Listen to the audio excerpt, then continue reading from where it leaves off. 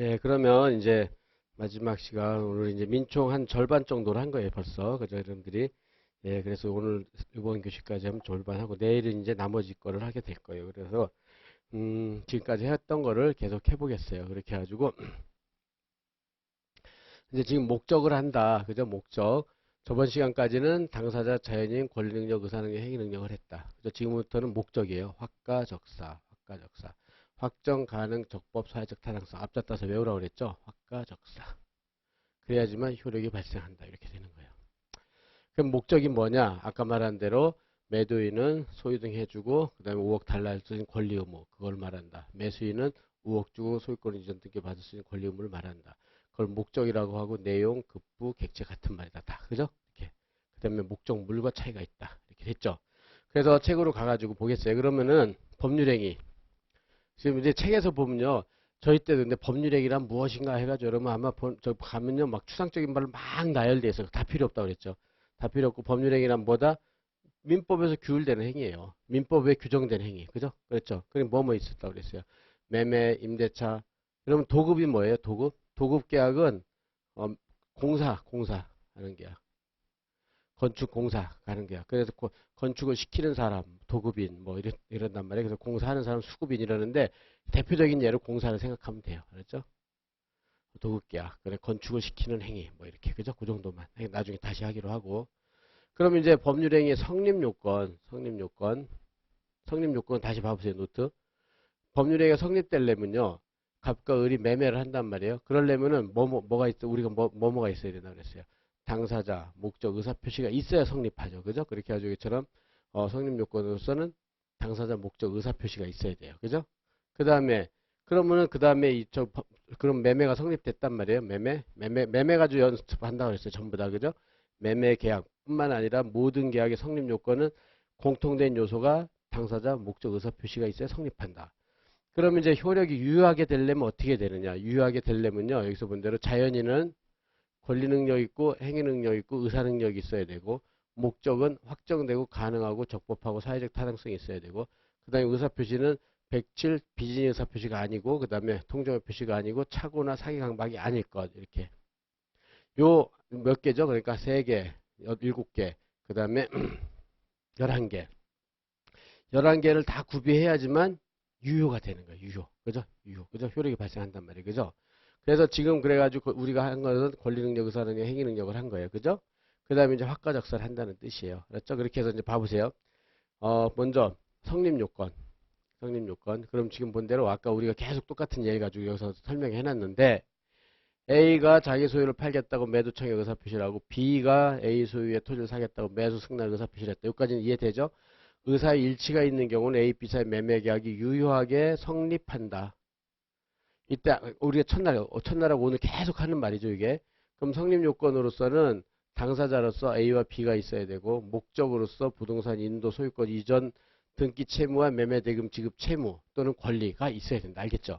그 다음에 의사표시로서 청약과 승낙이 있어야 된다. 이렇게. 그래서 이 세 개가 있어야지만 그죠? 계약이 성립되죠. 계약이 세 개가 있어야지. 그죠?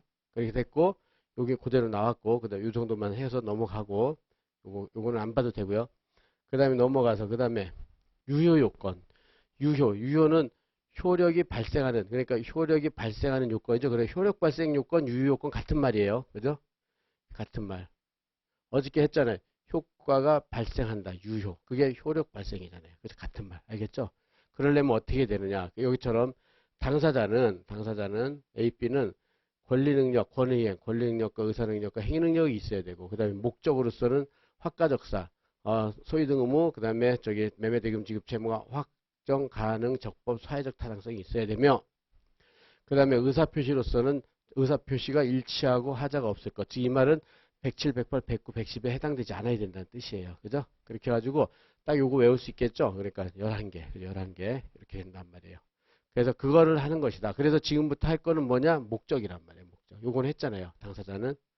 그래서 이제 알겠죠? 성립 요건은 사람과 그 다음에 목적과 의사표시가 있어야 되고 효력이 발생하려면 권의행, 권리능력, 의사능력, 행위능력이 있어야 되고 확가적사, 확정, 가능, 적법, 사회적 타당성이 있어야 되고 그 다음에 비진이 통정, 표시, 사기, 강박, 착오가 아닐 것 이러면 된단 말이에요. 그죠? 그럼 11개 외울 수 있겠죠? 11개. 예, 그래서 이거는 안 이어도 돼요. 이렇게. 논의의 실, 이건 민소법용이니까 이것도 민소법 가서 하니까 그때 가서 한다. 지금 읽지 말고. 네, 쭉쭉 하는 거죠, 지금. 그래서, 여기서요. 그래서 법률행위 목적 한다, 목적. 목적. 목적의 의. 지금 봐보세요. 또 똑같은 거 또 나온단 말이에요. 또. 아까 그 본 대로, 지금 본 대로요. 쭉, 그러니까 A, B 매매계획을 쭉 체결했다. 그래서 여기서 봐보세요. A가 매도인이 인도 및 등기를 해줘야 되는 행위. 그 다음에 B가 대금을 지급해주는 행위를 목적이라고 그러고, 내용이라고 하고, 급부라고 한다. 다 같은 말이라고 그랬잖아요. 그죠? 같은 말이다. 그죠? 그리고 대상인 토지, 매매 대상 토지를 목적물이라고 한다. 이제 용어 확실히 할 수 있겠죠. 용어 확실히 정리해 놓고. 이것만 알아도 여러분들이 굉장히 많이 아는 거예요. 이것만 알아도. 알았죠? 그래서 됐고, 나머지는 안 봐도 되고, 목적이란 개념은 됐죠? 그 다음에 확가적사를 하는 거예요. 지금부터. 그러면, 이제 무효는 했고, 우리가. 예, 여기요. 목적의 확정부터 확정을 한다. 그러면 법률행위 효력 발생 요건으로서 목적을 확정을 하는데, 불확정되면 무효란 말이에요. 그죠? 이거는 안 봐도 되고, 불확정시. 그러니까는 120, 여기서 본 대로 312번인지 313번인지 모른다. 지금 여기서 본 대로요. A와 B가 매매를 했단 말이에요. A와 B가 매매를 했는데, 지금처럼 매매 목적이 312번지 토지를 팔았는지 313번지 토지를, 그죠? 서로 인접해 있는데, 갑은 을과, 그죠? 을소의 토지를 매수하기로 협의를 했는데, 312번지 토지와 313번지 토지인 중 어느 토지가 매매 목적물인지 확정되질 않았어요. 그러면 확정되지 않았으면 먼저 해석을 통해 가지고 확정해 보고, 그럼에도 확정되지 않는다면 뭐라고 그러겠죠? 매매 계약은 무효라고 그랬잖아요. 무효. 어느 땅인지 모르는데 계약 유효가 될 리가 없잖아요. 그죠? 그래서 계약은 무효가 된다는 것이다. 이렇게. 그죠? 확정. 그래서 중요한 거는 이렇게 확정을 하는 건 해석을 통해서 하는 거. 확정을 해석. 그래서 여러분들이 뭐 해석 모르는 사람 있어요? 여기서 없잖아요. 그죠? 뭐 영어 해석 평생 여러분 영어 같은 거 해석하고 살면 막 그랬잖아요. 그죠? 그럼 민법에서 해석하는 게 뭐냐 이거예요. 민법에서 해석. 이게 이제 그래서 확정은 해석을 통해서 하는데 이게요. 그렇다면 해석은 어떤 방법으로 민법에서는 어떤 방법으로 해석하느냐 그거를 여러분들이 입문에서 배워야 돼요. 그래서 먼저 노트를 가봅시다. 그러면 다음 페이지에서 목적 첫 번째 1번이죠. 확가적사에서 확정을 한다. 그죠? 그럼 지금 본 대로 갑과 을이 매매를 했는데 312번지 땅인지 313번지 땅인지 5와 어느 것인지 어느 걸 파느냐 불확정이란 말이에요. 그럼 무효가 된단 말이에요. 그럼 해석을 통해 가지고 확정을 했다는 거예요. 해석을 통해서 확정을 해본다. 그러면은 민법에서 해석은 우리가 저기 여러분들 영어 해석이나 뭐 다른 해석과 달리 민법에서 해석 방법은 두 가지가 있어요. 뭐라 그러냐면 판례가 쓰는 표현인데 자연적 해석과 규범적 해석이라는 말이 나와요. 자연적 해석, 규범. 다시 외워보세요. 자연적 해석, 규범적 해석. 생소한 말이잖아요. 처음 들어보는 말이잖아요. 그죠? 우리가 다른 학문에서는 없는 용어예요. 자연적 해석, 규범적 해석. 학자들이 그리고 판례가 쓰는 표현이니까 여러분들 그냥 외워야 돼요. 할 수 없이. 그러면 자연적 해석이 도대체 뭐냐 이거예요. 그러면은 갑이라는 사람이 그죠? 의사와 그죠? 갑이 표시를 했어요. 그러니까 내가 의사는 내가 마음속으로 갖고 있다가 표시를 하잖아요. 그러니까 내가 팔고 싶어요. 내가 팔고 싶다 마음에 갖고 있다가 밖으로 야, 내 팔을게 이렇게 표시를 하잖아요. 그죠? 그랬을 때 얘 의사도 312번지를 팔려고 그랬고 표시도 312번지를 표시했어요. 그러면은 몇 번지로 확정됐어요? 그럼 312번지로 확정됐죠. 그죠? 이럴 때는 해석이 개입할 여지가 없다는 거예요. 그죠? 이거는 312번지, 312번지니까. 문제는 해석이 개입은 언제 되느냐? 갑은 의사로서는 312번지를 팔으려고 했어요. 근데 잘못해가지고 계약서에다가 313으로 쓴 거예요. 이게 이렇게 달라졌어요. 그러면 해석을 통해서 갑이 312번지를 팔았는지 313번지를 팔았는지 해석을 통해서 확정을 해야 된단 말이에요. 해석을 통해서 확정. 그죠? 근데 그랬을 때 이게 다를 때 이럴 때가 유의미한 거예요. 똑같을 때는 그저 312, 312번지를 해석이 들어갈 필요고 312번지로 확정되니까 아무 문제가 없잖아요. 그죠? 근데 달랐을 때 이때 뭐라고 그러냐면 상대방 입장에서 갑의 의사를 그죠? 표의자는 갑이죠. 의사를 표시는 313번지로 써 있어도 을이 갑의 의사를 알고 있었어요. 알고 있다. 이런 걸 뭐라고 그러냐면 표의자와 이해 일치가 있다고 그러는 거예요. 이해 일치. 그러면은 표시는 비록 313으로 했어도 이해 일치 312번지로 이해 일치가 있기 때문에 312번지로 확정이 된다는 거예요. 그러면 확정이 됐기 때문에 유효가 되는 거예요. 무효가 아니라 이렇게. 원래는 이렇게 의사하고 표시가 다른 무효라고 그랬잖아요. 그죠? 근데 해석을 통해서 확정이 312번지로 확정되면 다시 유효가 되는 거예요. 그래서 이거를 갖다가 여러분들은 자연적 해석, 그럼 표의자 이해 일치 이렇게 되는 거예요. 그러니까 의사하고 표시가 다르더라도 상대방이 표의자의 의사를 알고 있다. 일치가 됐으면 일치된 대로 법률행위가 확정되는 걸 자연적 해석이라고 그래요. 자연적 해석. 그럼 여러분들 연습을 해보세요. 이제 여기 합의를 한 거예요. 갑이 갑과 을이 의사는 총을 팔기로 했어요. 총을 갑은 팔고 을은 사기로 했어요. 근데 총 같은 거는 파는 거는 총기류에 관한 법률에 의해서 금지되어 있거든요. 그러니까는 총이라고 못 쓰는 거예요. 그래가지고 계약서는 뭐라고 썼어요? 피아노라고 썼어요. 이게 판례가 있거든요. 총 피아노. 그럼 그럼 매매 계약이 총으로 확정돼요? 피아노로 확정돼요? 총으로 확정되죠. 왜냐하면 뭘로 일치하니까. 총으로 의사일치가 있잖아요. 그죠? 그러니까 총으로 확정되는 게 이게 무슨 해석? 이런 게 자연적 해석. 별게 아니죠. 이해 일치가 있으면 자연적 해석. 알았죠? 자연적 해석하면 이해 일치 이렇게 생각하면 되는 거예요. 그죠? 또 봐보세요. 여기처럼 이해 일치가 총으로 확정됐고 피아노로 표시된 건 잘못된 표시잖아요. 잘못된 표시. 이거는 계약이 총으로 확정되는데 아무런 영향을 미치지 못한다. 그래서 여러분들 그 유명한 법률 용어가 있는데 오표시 무효의 원칙이라는 말이 나와요. 오표시 무효의 원칙. 오자는 잘못된 오자거든요. 한문으로. 잘못된 표시는 계약이 총으로 확정되는 무해, 해를 끼치지 않는다는 거예요. 여러분들이 이제는 오표시 무해 이런 말 나오면 자연적 해석 이렇게 딱 하는 거예요. 그렇죠? 별게 아닌 것 같아도 이제 자꾸 반복해 보세요. 자연적 해석, 오표시 무해 원칙. 이해 일치된 대로 확정되고 표시가 잘못돼도 아무런 영향을 안 준다. 그래서 오표시 무해 원칙. 이게 이제 라틴어로 여러분 막 배우고 그러거든요. 그런 건 다 필요 없고 일단 더 중요한 건 이해 일치가 있으면 이해 일치된 대로 법률행위가 확정된다 이거예요. 그죠? 그럼 또 밑에 것도 연습해 보세요. 갑이 을한테 980억의 물건을 팔기로 했어요. 그래가지고 근데 의사는 980억으로 팔기로 했는데 졸면서 계약서를 써가지고 890억으로 잘못 쓴 거예요, 이거를. 근데 을이 이걸 알아요, 이렇게. 갑이 890억으로 판다는 걸 이미 다 내고를 한 거예요. 이제 계약을 한 거예요. 그러니까는 갑이 표시는 잘못돼도 저 980억으로 판단 안다. 그럼 이해일치는 얼마로 됐어요? 980으로 됐죠? 그렇게 확정됐죠? 이게 무슨 해석이요? 자연적 해석. 그죠? 그리고 표시는 오표시. 잘못돼도 영향을 안 미친다. 그래서 자연적 해석은 표시가 잘못돼도 이해일치되면 일치된 대로 간다. 그게 자연적 해석이에요. 그죠? 이렇게. 그래서 조금 이렇게 연습을 해보세요. 그리고 연습해보면 자연적 해석이 뭔지를 알겠죠? 근데 문제는 규범적 해석이라는 게 나오는데 지금처럼 요 사례를 보면요. 갑이 의사는 980억이었는데 표시를 잘못해서 이렇게 표시는 잘못해가지고 890억으로 보냈어요. 890억으로. 근데 을이 얘랑 한 번도 만난 적이 없는 거예요. 전혀 그러니까 을이 갑의 의사를 전혀 모르는 거야. 처음으로 그런데 처음으로 갑을 만나가지고 갑이 이제 의사 표시를 했는데 이 표시가 을한테 도달됐으니까 을은 뭐만 알아요? 890만 알지 980 알 길이 없잖아요. 그죠? 그럼 이해일치가 있어요? 없어요? 없죠. 그럼 이때는 을이 계약서를 받았기 때문에 을의 입장에서 그냥 확정이 되는 거예요. 을의 입장에서. 그러면 얼마를 확정돼요? 890억을 확정되는 거예요. 이렇게 이해일치가 없으면 규범적 해석 표시된 대로. 알았죠? 규범적 해석, 이해일치가 없다. 그러면 표시된 대로 확정되는 건 무슨 해석? 규범적 해석. 그러나 이해일치가 있으면은 표시가 잘못돼도 이해된 대로 확정되는 거 무슨 해석? 자연적 해석. 그게 민법의 해석의 대원칙이에요. 이것만 알아도 여러분 오늘 아주 그냥 오늘 이렇게 시간 투자한 거예요.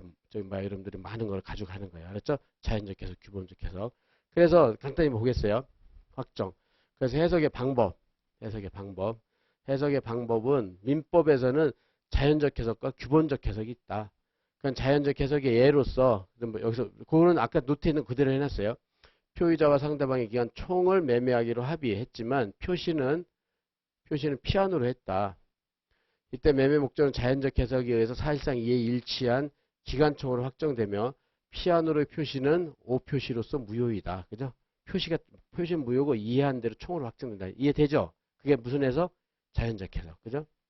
그것도 여기서 본 대로 표의자가 착오로 890억을 아니 980억인데 890 잘못 표시를 했어요. 근데 상대방이 표의자의 진위 980억을 알아요. 사실상 이해일치. 그럼 얼마로 확정돼요? 980으로 확정돼요. 무슨 해석? 자연적 해석. 됐죠? 요거만 알고 있으면 돼요.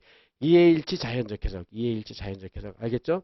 그 다음 페이지를 봐보세요. 그 다음에 요건 안 봐도 되고, 그 다음에 여기 밑에 판례 입장. 요건 중요해요. 요거는 시험에 잘 나오니까. 지금 금방 312번지 판례라고 하거든요. 봐보세요. 이제 판례가 뭐라고 그러냐면, 을 소유의 312번지 토지와 313번지 토지는 서로 인접했는데, 갑은 을과 312번지 토지를 매수하기로 협의를 했어요. 312번지로. 근데 계약을 체결하는 과정에서 계약서는 313번지 지번 잘못 표시를 한 거예요. 그죠? 그럼 뭘로 확정된다고 그랬어요? 의사일치는 뭘로 됐죠? 312번지로 됐잖아요. 그죠? 그래가지고 313번지 간명의 소유권자도 경로됐다 하더라도 자연적 해석에 의해서 갑과 을이 사실상 이해일치가 된 312번지로 확정이 된다. 알겠죠? 이렇게 시험이 잘 나와요. 그러니까 이거 잘 기억해 놓는다. 맞죠? 아, 자연적 해석 표시가 잘못돼도 이해일치가 있으면 일치된 대로 법률행위가 확정된다. 그건 무슨 해석? 자연적 해석. 됐죠? 이건 안 봐도 되고. 왜냐면 규범적 해석 봐보세요. 아까 본 대로 그 예를 계속 그대로 해놨어요. 표의자 갑이 매매 대금을 착오로 잘못 표시했어요. 즉 980억인데 이걸 갖다가 890으로 잘못 표시했어요. 잘못 표시. 근데 상대방이 갑의 의사를 전혀 몰라요. 이거를 알지 못해. 그러면 알지 못하면 규범적 해석이에요. 누구 상대방은 표시만 알잖아요. 상대방은. 그러니까 표시된 대로 확정되는 거야. 그냥 얼마로? 890억으로. 그죠? 그래가지고 890억으로 확정이 된다. 그죠? 이렇게. 그래가지고 그런 해석을 뭐라고 그런다? 규범적 해석이라고 한다. 그러니까 해보세요. 이해일치가 있으면 자연적 해석에 의해서 이해일치된 대로 확정된다. 그러나 이해일치가 없으면 상대방이 표시된 대로 확정된다. 그거는 규범적 해석. 됐죠? 간단히 말하면 그렇게 되는 거예요. 우리 민법의 해석은 뭐라고요? 두 개를 하는 거예요. 자연적 해석, 규범적 해석. 어느 법에도 없는 거예요. 그죠? 어느 학문에도 여기 딱 됐죠? 이거는 안 읽어도 되고. 그래서 넘어가고 이제 그 자연적, 규범적 해석. 이것도 다 나중에 가서 하면 되고요. 그래서 이런 기업 위반 강론 같은 거는 여러분들 본론 가서 하고 지금은 자연적 해석, 규범적 처음 보는 거잖아요. 여러분들 다 그죠? 그러니까는 이렇게 그렇게 해서 이해를 해줄 수 있도록 하고. 그 다음에 70페이지를 가보세요. 70페이지. 예. 그 다음에 우리가 확정, 가능, 적법, 사회적 타당성에서 이렇게 해서 뭐를 통해서 확정이 됐죠. 이제 첫 번째 확정이 됐어요. 확정은 뭐를 통해서 한다고 그랬죠? 해석을 통해서. 해석. 그죠? 무슨 해석, 무슨 해석? 자연적 해석, 규범적 해석을 통해서. 그래도 확정이 안 되면 법률행위는 무효.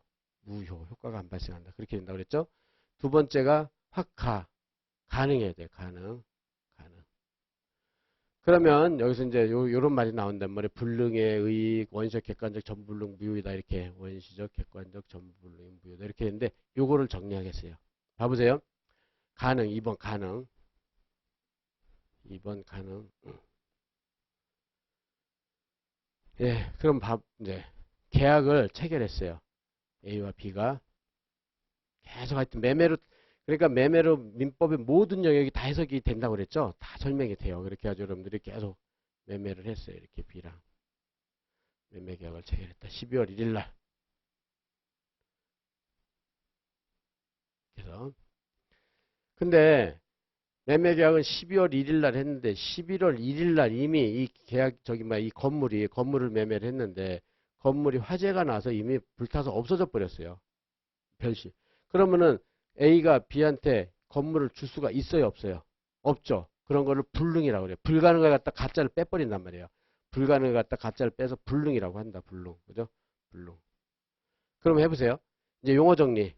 계약 체결 전에 불능인 걸 원시적 불능이라고 그래요. 계약 체결 전에 이미 불능인 걸 원시적 불능. 그리고 객관적은 모든 사람이 보기에 모든 사람 입장에서 모든 사람 입장에서 건물이 불타서 없어졌으면 모든 사람 입장에서 가능해요, 불가능해요? 모든 사람 입장에서 누가 봐도 이건 불가능이잖아요. 그걸 객관적이라고 그래요. 객관적. 그리고 전부 이거는 쉽죠. 전부는 전부 불타 없어지니까 전부 불능.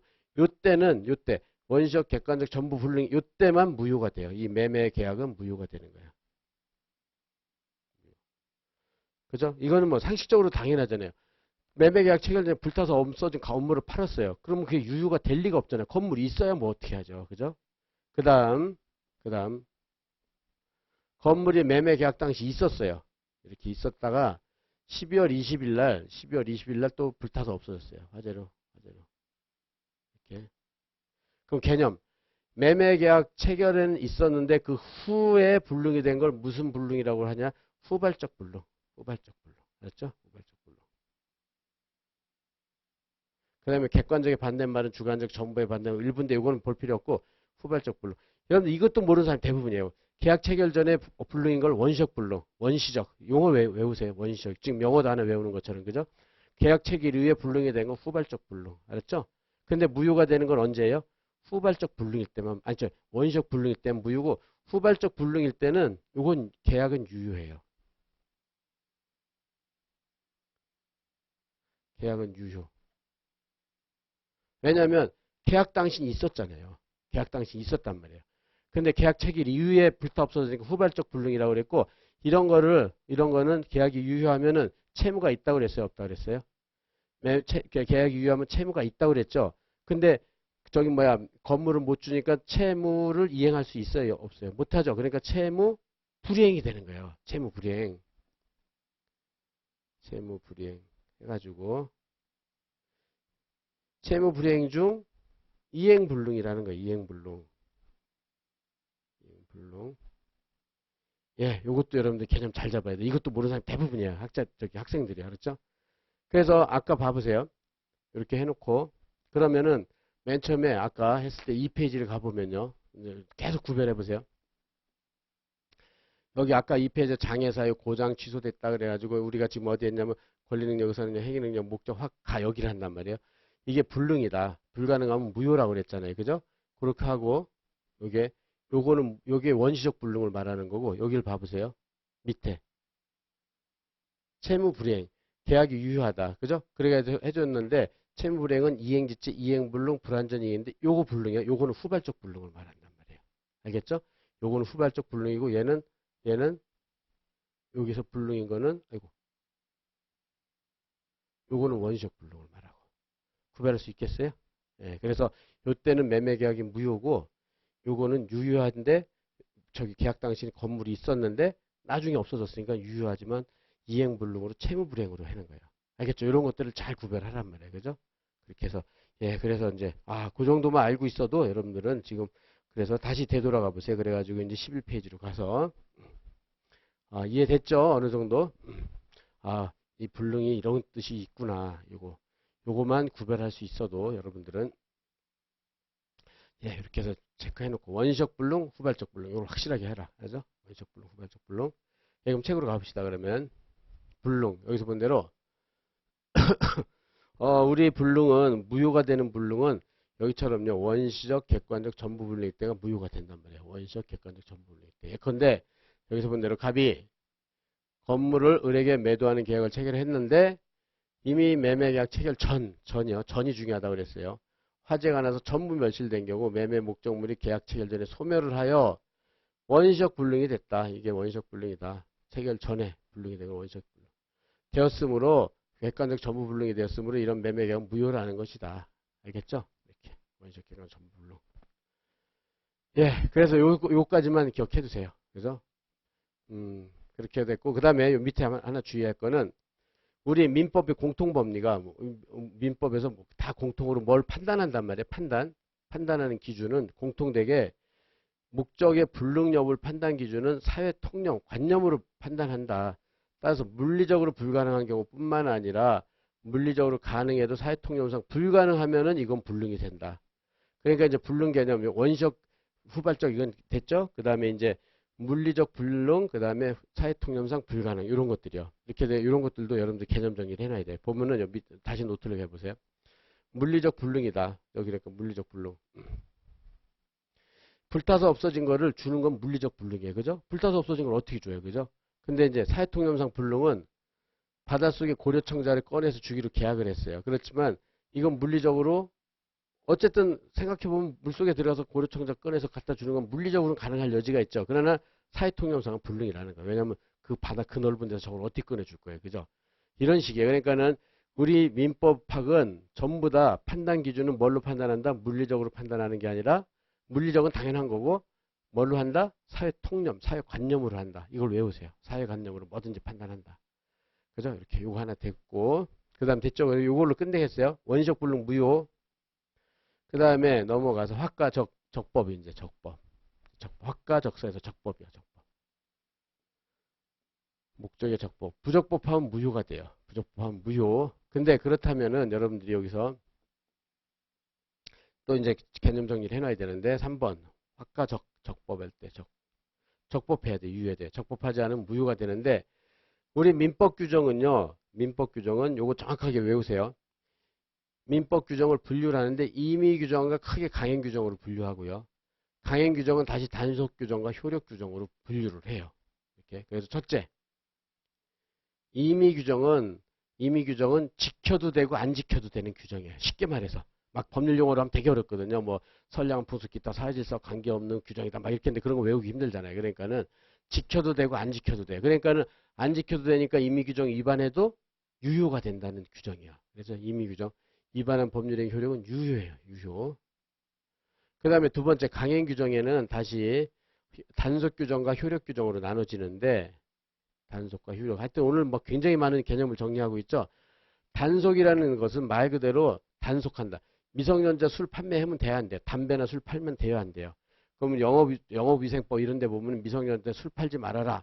담배 팔지 말아라. 이렇게 규정이 돼 있어요. 그럼 단속하는 거죠. 술 못 팔게 하고 담배 못 팔게 하는 거. 근데도 팔았어요. 그래서 팔았다. 매매. 그래도 이랬을 때 그럼 매매가 무효냐? 근데 이 매매는 유효해요. 일단. 그리고 단속을 위반했기 때문에 판매자한테 벌금을 부과하는 그런 규정을 단속 규정이라고 그래요. 그런 건 주로 미성년자 술 팔고 담배 팔고 이거 기억하면 돼요. 아, 그런 거는 공중위생법 이런 데 규정이 돼 있는데 그런 거는 단속 규정이다. 그런데 미성년자 술을 팔았어요. 그럼 그건 일단은 효력은 유효하다고 보는 거예요. 왜냐하면 그 수많은 그죠? 대한민국 수많은 상해에서 담배 파는 거 전부 무효화시키면 막 너무 거래 질서가 불안해지잖아요. 그러니까 일단 유효한데 판 사람이 발각됐다. 그러면 벌금을 부과시키는 걸로 제재를 가하는 거예요. 그래서 그 정도고. 근데 이제 문제는 이제 마지막으로 효력 규정이에요. 효력 규정. 효력이라는 것은 이 규정을 위반하는 효력을 없애겠다는 거예요. 효력을 없애겠다. 무효인 규정이에요. 그래서 그런 거를 말한다. 아까 국토이용관리법에서 토지 거래를 하려면 허가를 받으라고 그랬잖아요. 그죠? 허가 없는 매매 이렇게. 그러면 이게 이 토지 거래는 투기 같은 거. 투기 방지란 말이에요. 우리 사회에서는 투기는 절대로 못하게 하는 거예요. 투기는 절대로 못하게. 근데 투기 허가 없이 매매한다는 것은 국가의 관리 없이 지네들끼리 계속 팔면은 그러니까 1억짜리 10억짜리가 되고 막 이런단 말이에요. 그죠? 그런 거는 그거야말로 무효가 된다. 그거는 무효가 되는 거예요. 무효. 따라서 결론 민법 규정 중에 무효가 되는 규정은 강행 규정 중 효력 규정이에요. 이것만 무효예요. 그래서 국토형관리법 하나만 기억하세요. 지금 국토형관리법. 아까 투기 방지를 위해서 건물을 짓거나 매매를 하려면 뭘 받아라? 허가를 받아야 돼요. 국가가 허락을 해줬는데 허가 없이 그냥 매매했어요. 그러면 절대로 지켜야 되는데 절대로 지켜야 될 걸 위반했잖아요. 그러니까 뭐다? 그게 무효다. 그래서 여러분들은 적법에서는 강행 규정 중 효력 규정을 위반한 게 무효다. 이렇게 외울 거. 지금 안 와닿죠? 잘 그죠? 근데 얘 하나만 딱 기억해가지고 강행 규정 중 효력 규정. 규정이라는 것은 안 지키면 효력을 없애겠다는 규정을 말한다. 그게 국토형관리법 지금 나오는 거 그거 하나밖에 없기 때문에 그거만이라도 기억한다. 알았죠? 그럼 됐죠? 확정, 법률행위 해석을 통해서 자연적 규범적 해석을 통해서 확정을 하고 가능, 원시적 불능만 무효로 하고 그죠? 그 다음에 적법해야 되는데 뭐만 무효로 하느냐? 강행규정 중 효력규정 위반만 무효로 하고 이렇게만 외우세요. 지금은. 알았죠? 지금은 그렇게 해서 여기서 보면은 그래서 얘도요. 대부분 교과서 얘가 다 이걸로 나와요. 국토형관리법 토지거래 허가구역 내에서 토지 매매 계약 경우 국가의 허가를 받아야 된다고 규정이 돼 있어요.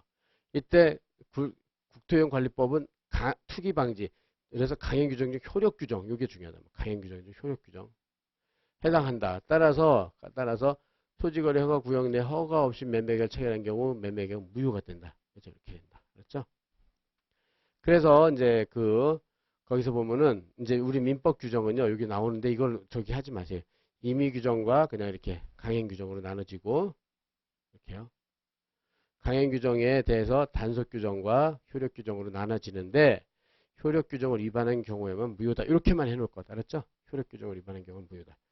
그래서 이거는 개념 정리이기 때문에 알았죠? 그래서 분류가 잘 안 된다. 그럼 뭐만 생각해요? 저기 막 강행규정 중 효력규정 위반만 무효다. 그 예는 토지거래를 받지 않고 매매계약을 체결한 거다. 이 정도만 기억해도 충분해요. 그렇죠? 여러분 앞으로 수업 공부하는데 이 정도만 알고 있어도 충분해요. 막 이런 거 읽어보면은 말이 어렵잖아요. 그러니까 못해요, 이런 거를. 그러니까 지금은 이렇게만 해놓는다. 할 수 있겠죠? 여기까지는. 그 다음에 화가적사. 이제 화가적사. 사회적 타당성. 사회적 타당성. 이렇게 해서 지금 문제는 이제 마지막이죠. 마지막. 지금 1번 확정됐고, 2번 확화 가능하고, 3번 적법하고, 4번 사회적 타당성. 드디어 목적이 끝나는 거예요. 사회적 타당성까지 하면. 그죠? 확가적사. 확정되고 가능하고 적법하고 사회적 타당성이 있으면 유효한데 넷 중에 뭐 하나라도 없으면 무효가 되는 거예요. 그죠? 무효가 된다. 이렇게. 그러면 여기서 본 대로 목적이 뭐라고 그랬죠? 소위 등 해주고 돈 주는 그런 행위를 말한다고 그랬잖아요. 그죠? 그게 사회적 타당성이 없는 경우에는 무효가 되는 거예요. 그죠? 그 103조 위반 이거요. 그래서 103조가 그렇게 규정이 돼 있어요. 이렇게 본 대로 103조 어떻게 돼 있느냐? 선량 풍수 기타 사회질서 위반한 사행을 내용으로 하는 법률행위는 무효로 한다고 딱 규정이 돼 있어요. 103조가 유명해요. 이거는 조문이 여러분들 아주 유명한 법조문이에요. 103조. 예, 그래서 뭐 객관적 요건 이건 그냥 그러니까 앞잡다 선풍사질 이러거든요. 예, 여러분들이 이제 법학할 때 중요한 게 두 문자 따서 외우는 게 아주 중요해요. 왜냐면은 너무 많잖아요. 법학이 양이 너무 많기 때문에 전부 다 웬만하면 두 문자 딸 수 있는 거 다 따놔야 돼요. 그럼 양이 대폭 줄어요. 근데 안 따놓으면 어차피 외워야 되잖아요. 그 많은 양을. 여러분 판례를 보면요. 막 10줄, 막 20줄 이렇단 말이에요. 그거를 갖다 앞잡다서 한 3, 4줄로 줄여놔야 돼요. 그런 작업을 계속 해야 돼요. 안개장처럼 만드는 게 최대 목표라고 그랬잖아요. 그죠? 근데 어차피 전체를 통으로 외울 바에야 앞잡다서 외우면 훨씬 쉽단 말이에요. 그러니까는 이렇게 제가 몇 개 지금 화가적사, 뭐 선풍사질 이렇게 말하는 거요. 그런 걸 외워두면 쉽잖아요. 금방. 그죠? 근데 안 해놓고 지가 통으로 외우려면 너무 어렵단 말이에요. 그래서 딸 수 있는 건 다 따는 거예요. 특히 민법, 민소법, 상법, 뭐 하여튼 두 문자를 딸 수 있는 건 다 따고 그 두 문자를 따놓은 게 사례풀이 구조라고 하는 거예요. 그게 사례풀이 구조예요. 그렇죠? 그래서 여러분들이 그런 것도 하여튼 여러분들이 고등학교 대입시 할 때도 앞잡 따서 많이들 외웠잖아요. 비슷해요. 하여튼 최대한 양을 줄이는 게 3학년 때까지 그 작업을 하는 게 고시 공부라고 그랬잖아요. 그죠? 끝까지 줄여놔야 돼. 대폭 줄여놔야 돼. 그래서 앞자만 따서 그래서 어떤 학생 그래 제 제자 중에는 그 불경 외우는 것처럼요. 책으로 8과목 다 앞잘 따놨어요. 그래가지고 이거 뭐냐 그랬더니 요만한 책 가지고 그걸 다 따놔가지고 두 문자를 다 외워버리는 거야. 뭐 저기 불경 외우듯이 뭐 더더더더더 그만큼 그걸 다 따는 거 굉장히 공부 쉽게 하는 거예요. 그러면 뭐만 나오면 다다닥 나와요. 그게 그렇게 하는 사람이랑 그냥 추상적으로 그거 뭐 판례가 있는데 그거 길던데 뭐지 이런 거랑 차이가 많잖아요. 그죠? 그래서 여러분들 두 문자 딸 수 있는 것도 항상 염두에 두세요. 알았죠? 선풍사질하면 103조 무효. 그죠? 그럼 그런 게 뭐뭐 있느냐 확인만 해보세요. 선풍사질. 그럼 여러분들 상식적으로 보면 당연한 거예요. 그래서 형법상 범죄 이것처럼 살인과 같이 형법상 범죄를 하면은 내가 돈을 주겠다. 그죠? 이런 건 당연히 무효겠죠. 야, 너 가서 누구를 1000만 원 줄 테니까 누구 좀 죽여줘. 그러면 이건 당연히 무효겠죠. 그죠? 이거 왜? 선풍사질 위반되기 때문에. 그죠? 또 우리 가족법은 일부일처제. 일부일처제가 뭐예요? 부부는 한 사람일 수밖에 없죠. 두 사람이면 안 된단 말이에요. 근데 그걸 위반하는 계약, 이건 무효죠. 일부 다처제, 일부 다처제. 그 다음에 부첩계약, 이건 뭐냐면은 첩계약, 바람 피는 거예요. 바람 피는 거. 그래가지고 A와 B가 결혼을 했는데 A랑 C랑 바람 피면서 야, 내가 너랑 저기 그 바람 피는 계약을 매달 100만 원씩 줄게. 뭐 이런 건 다 무효예요. 그죠? 그죠? 그런 게 뭐 때문에 무효예요? 선풍사질, 선량한 풍속 사회질서 위반했잖아요. 그래서 이런 것들 윤락행위, 매임행위, 매임. 어디 가서 윤락행위를 하는 계약. 내가 가서, 그죠? 그게 뭐예요? 저 매음, 여러분 대충 알죠? 돈 주고 이렇게, 어디 가서 뭐 이렇게 여자 사고 이러는 거. 그런 건 다 무효예요. 그죠? 왜? 선풍사질 위반. 이거 상식적으로, 이런 거 쉽잖아요. 그죠? 상식적으로. 그 다음에 많이 나오는 거, 요거요. 예전에 도박비. 그죠? 근데 도박을 해서 1억의 채무를 줬어요. 그건 뭐라고 그랬죠? 도박 채무는 선량풍수 기타 사회질서에 위반해서 무효예요. 그 도박을 갖다가 뭐라고 그러냐면 사행행이라고 그래요. 사행행위. 사행. 알았죠? 여러분들이 사행자가 나오면 도박 생각하면 돼요. 사행에는 우연한 기회에 이 우연한 걸 가지고 돈을 따고 이러는 걸 말해요. 사행. 그죠? 그런 걸 도박. 선풍사질 반해서 무효. 알았죠? 그 다음에 이중매매. 여러분들이 아마 민총에서 가장 중요하다고 볼 수 있는 것 중에 하나예요. 이게 민법 전반적으로 이중매매가 굉장히 많이 나와요. 이중매매가. 가장 민법에서 가장, 저도 맨 처음에 고시 공부를 할 때, 야, 너 이중매매만 하면 민법 전체를 다 하는 거야. 막 이런 말까지 평가를 받을 정도로 이중매매가 중요해요. 그럼 이건 뭐냐? 여러분들 봐보세요. 요까지는 뭐 상식적으로 다 되죠. 상식적으로 봐서, 아, 저런 게 무효한 건 당연하잖아요. 그죠? 이렇게 되는데, 요 이중매매 봐보세요. 이중매매. 요거 중요하다. 얘기했지만, 이중매매가 가장 중요한 것 중에 하나란 말이에요. 이중매매가 뭐냐면은, 갑이 매도인이에요. 매도인. 파는 사람인데, 2010년 5월 1일 을에게 먼저 매매를 했어요. 5월 1일 날. 그랬는데, 뭐, 여기 예컨대 1억에 매매했어. 1억에 매매를 했는데, 병이 갑한테 가가지고, 야, 내가 2억을 줄 테니까 나한테 팔어. 이렇게 꼬시는 거예요. 꼬시는 거. 그렇게 해가지고 6월 1일 날 두 번째로 매매. 요게 이중매매. 두 번째로 매매. 벨기 아니라 두 번째로 매매하고 등기를 해줬어요. 그랬을 때 제2매매 효력이 있느냐. 이렇게 해서 제2매매 효력. 그러면 원칙부터 기억하세요. 원칙은 유효하다고 봐요. 왜냐면 매매는 여러 번 팔을 수도 있어요. 100번이라도 팔을 수 있어요. 그죠? 그 중에 한 사람한테 등기해주고 나머지한테는 채무불이행으로 손해배상을 해주면 되는 거예요. 그죠? 그래서 원칙 유효하다. 그래서 병이 제2매수이죠. 병이 이 제1매매를 선이 모를 선이라고 그랬죠. 그러면 알았어요. 선이든 악이든 제2매매는 유효예요. 제2매매는 유효. 선이든 악이든. 악이는 알고 있는 거죠. 그런데 문제는 여기처럼 판례에 따르면 103조에 반해서 무효인 경우가 있는데 이게 뭐냐면 병이 제2매수인이 매도인이 제1매매라면 매도인 제1매수인한테 등기를 해줘야 될 의무를 주잖아요. 채무. 근데도 그걸 위반해서 제2매수인한테 소유등을 해줬기 때문에 그 의무 위반을 갖다가 배임행위라고 그래요. 배임행위. 갑의 배임행위에 적극가담한 거예요. 요게 그래서 그러려면은 저기처럼 가머니설로 꼬셔야 된다. 이런 말이 나와야 돼요. 단순히 제1매매가 있는 걸 아는 것뿐만 아니라 병이 갑한테 가서 막 꼬시는 거야. 야, 너 나한테 팔어. 그럼 내가 2억 줄게. 그러니까 그 갑이 알았어. 그럼 내가 너한테 팔을게. 이렇게 가머니설, 꼬셨다. 적극적으로 뭐 유도를 했다. 막 이런 말이 나와야 돼. 이런 말이 나오면은 그때는 그래서 제2매매를 했다. 그렇죠? 그런 걸 앞잡다서 말하면 배저가라고 그래. 배저가. 여러분들 많이 들어볼 거예요. 이제 배저가. 그러니까 선이 악이는 유효인데 배저가 하면 무효예요. 왜? 선풍사절에 반해서. 맞죠? 배저가 외울 수 있겠죠? 배임행위 적극가담 배저가. 그죠? 예, 그래서 이런 말 여러분들 참 봐보세요. 그러면 여기서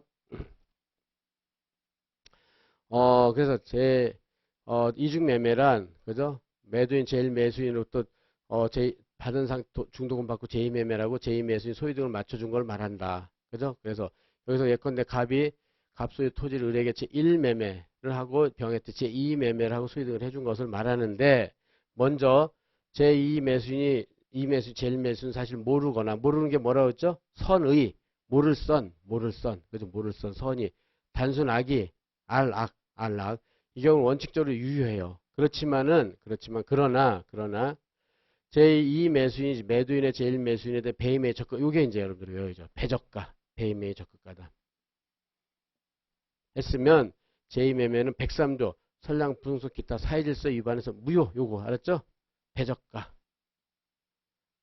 알았죠? 배임의 적극가담해야 되나? 그에 따라서 제2매수인이 안다는 것만 가지고 부족해. 알면은 유효해요. 부족하고 여기서 적극 권유 그죠? 꼬셔야 돼요. 적극 권유 꼬셔야 된다.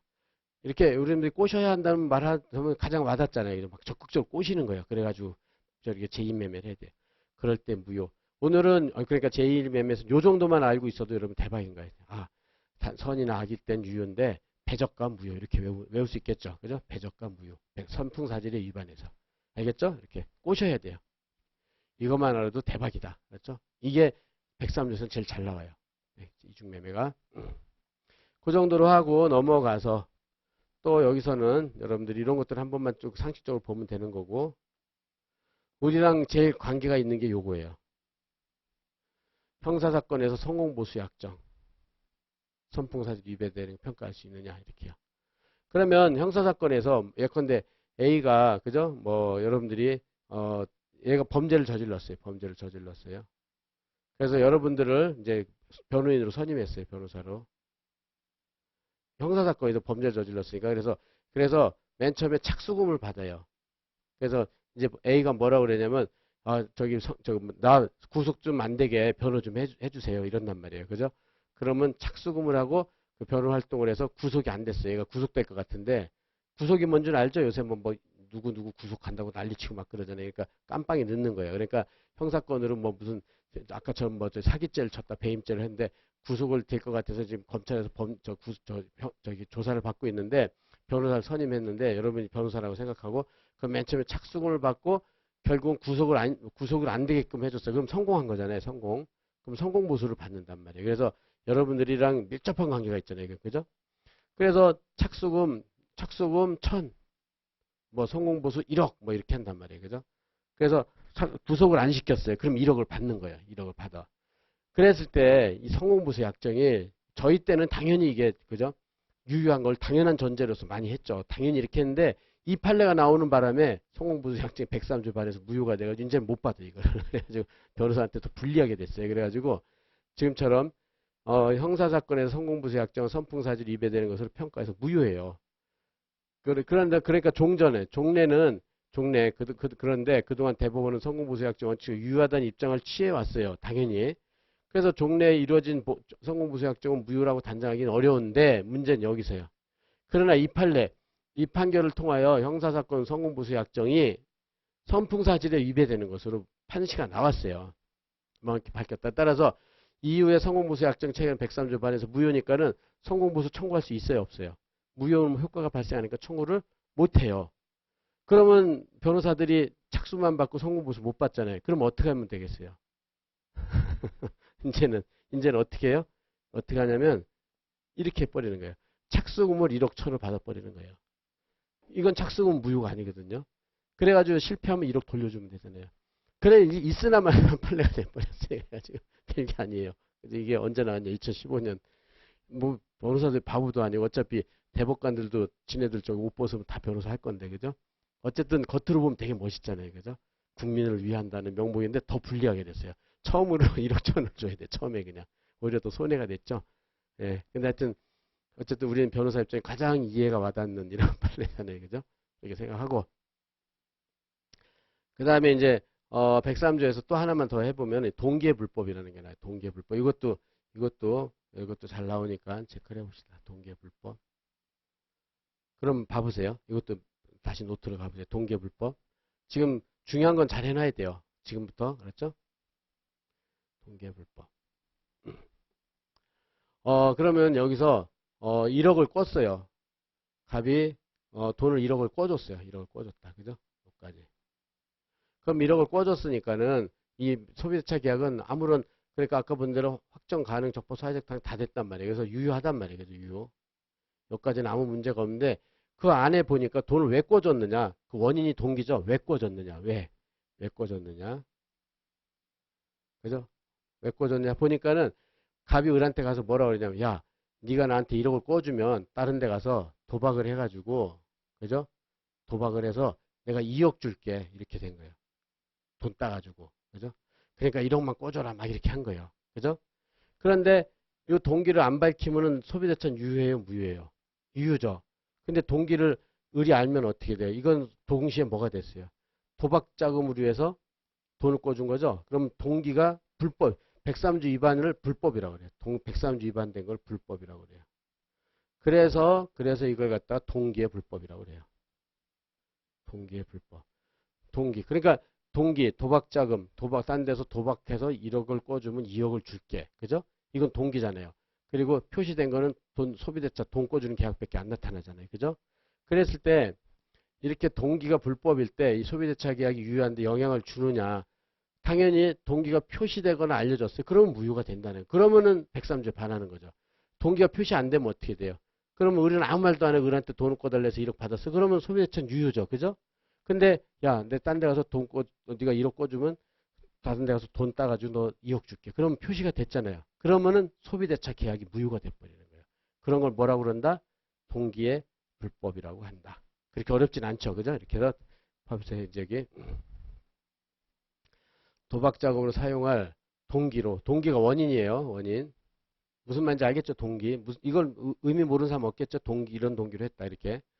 금전 차용하는 경우, 소비대차 계약을 체결한 경우 소비대차 계약 자체는 103조에 반하지 않아요. 원칙, 요까지. 그러니까 유효하죠.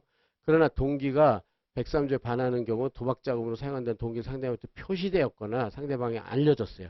이렇게 되면은 소비대차 자체가 저기 뭐 도박 빚이나 비슷하잖아요. 그죠? 그렇게 되니까는 103조에 반해 무효가 된다는 것이다. 요까지. 그렇죠? 그래서 판례도 봐보세요. 103조에 의하여 무효로 되는 반사질적 법률행위는 표시되거나 상대방한테 알려진 동기가 반사회적인 걸 포함한다. 이렇게. 그래서 이런 거를 동기표시설이라고 그래요. 동기표시설. 동기의 불법, 동기표시설. 이런 말 나오면 멋있잖아요. 아, 동기의 불법. 뭔 말인지도 모르겠지만 어쨌든 동기의 불법, 동기표시설. 알겠죠? 이해되겠죠? 이렇게 됐다. 그래서 103조는 중요한 게 이중매매, 동기의 불법 이런 것들이 시험에 나와요. 알았죠? 그래서 준비해놓고 그 다음 페이지 이제 그 다음에 이제 넘어가서 이제 불공정 법률행위라는 게 나와요. 불공정 법률행위, 불공정 법률행위.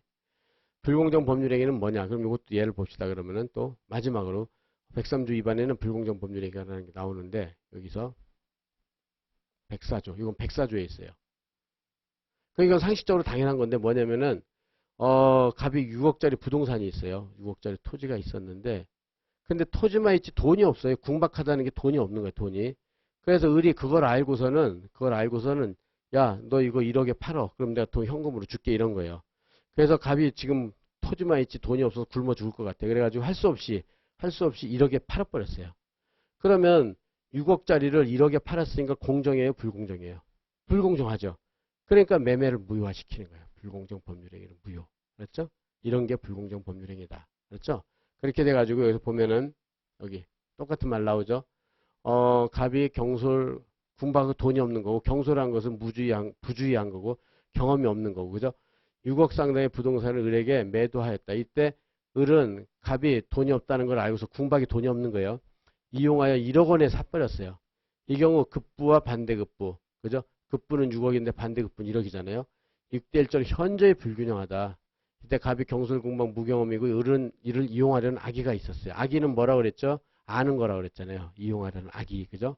이때 매매계약은 104조에 반해서 무효가 되는 거예요. 이때가 불공정 법률행위 104조. 불공정 법률행위 104조. 무효. 알았죠? 그래서 불공정 법률행위 무효. 여기까지가 이제 선량한 풍속 기타 사회질서가 된 거예요. 그죠? 불공정까지도 선량한 풍속 기타 사회질서 반하는 걸 따로 떼어서 해놓은 거예요. 이거는. 알았죠? 그럼 우리가 지금까지 뭐뭐 했죠? 확정, 가능, 적법, 사회적 타당성. 103조, 104조.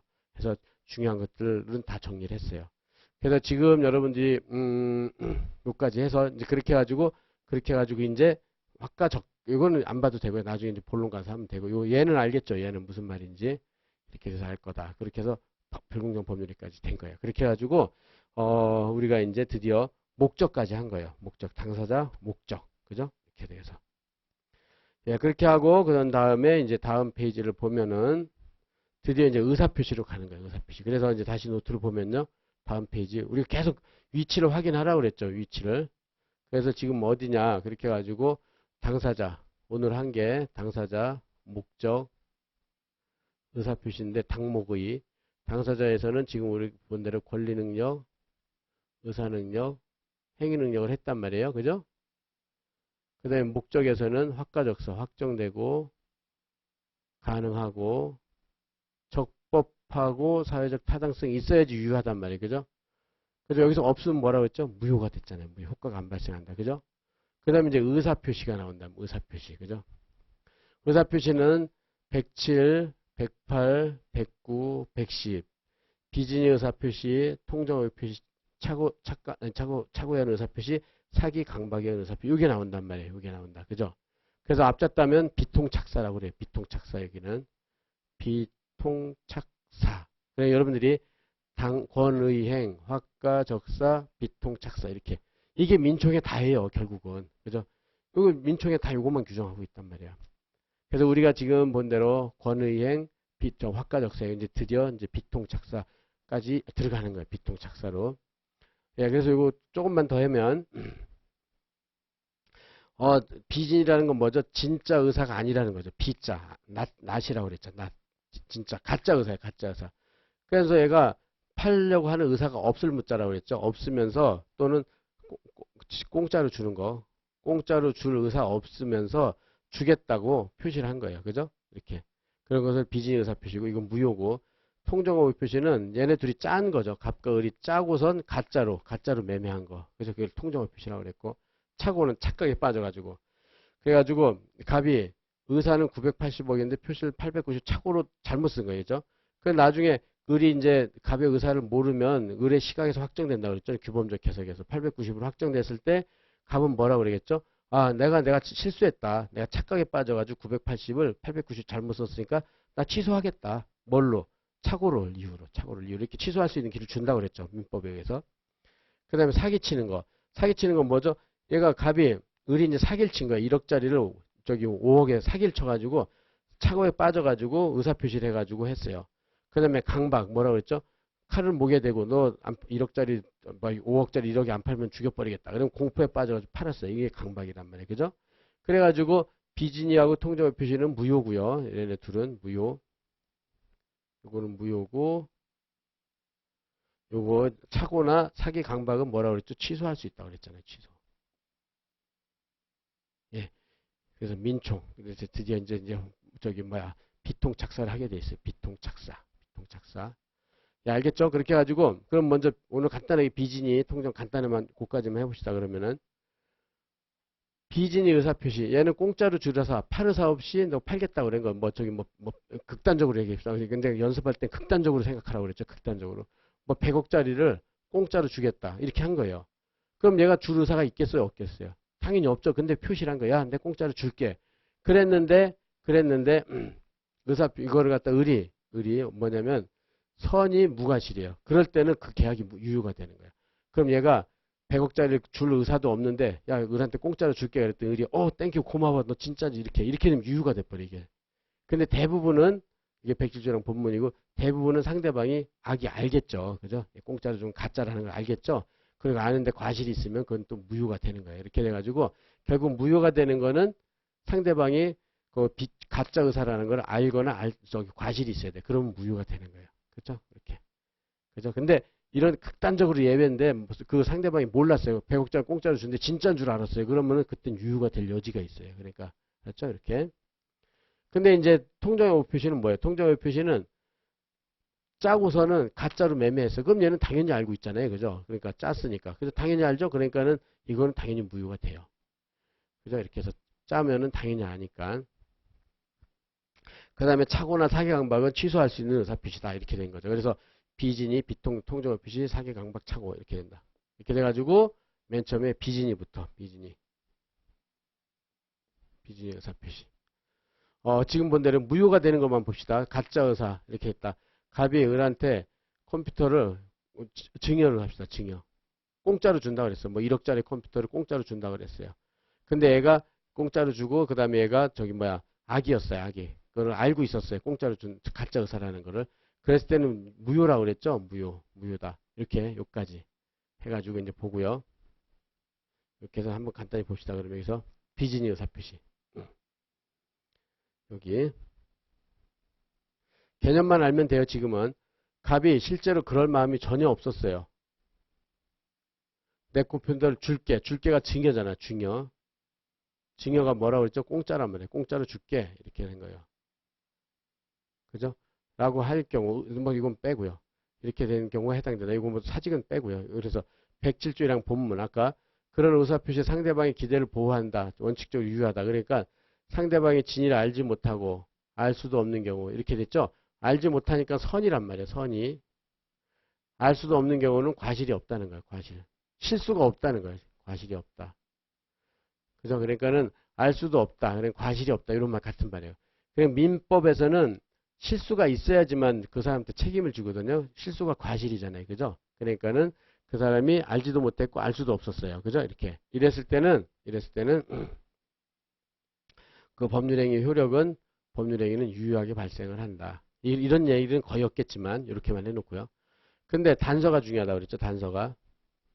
그러나 상대방 그러나 예외적으로 상대방이 진이 없음을 그냥 컴퓨터 줄 의사가 없어요. 없음을 알았거나 알았으니까 악이죠. 악이.